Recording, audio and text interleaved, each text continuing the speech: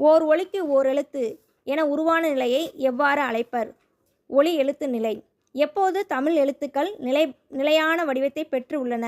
அச்சுக்கலை தோன்றிய பிறகு. வளைந்த கோடுகளால் அமைந்த மிக பழைய தமிழ் எழுத்து வட்டெழுத்து.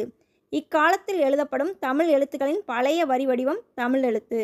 சேர மண்டலம், பாண்டிய மண்டலம் ஆகிய பகுதிகளில் 8ஆம் நூற்றாண்டு முதல் 11ஆம் நூற்றாண்டு வரை கிடைத்த எழுத்துக்கள் வட்டெழுத்துக்கள்.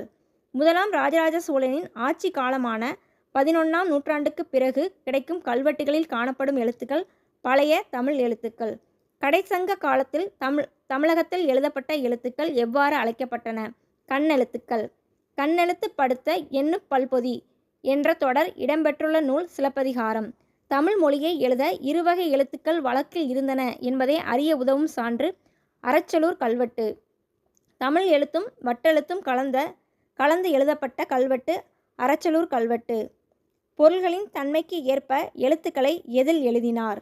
கற்பாறை, செப்பேடு, ஓலை. பாறைகளில் செதுக்கும் போது வளைக்கோடுகளை பயன்படுத்த முடியாது என்பதால் எவ்வகை கோடுகள் பயன்படுத்தப்பட்டன?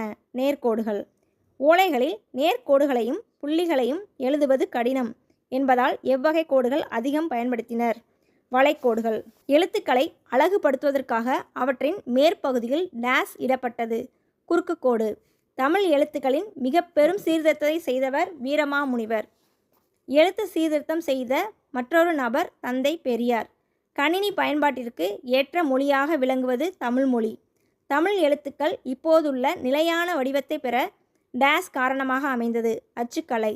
வளைந்த கோடுகளால் அமைந்த மிக பழமையான தமிழ் எழுத்து டேஸ் என அழைக்கப்படுகிறது. வட்டெழுத்து. தமிழ் எழுத்து சீர்திருத்த பணியில் ஈடுபட்டவர் தந்தை பெரியார்.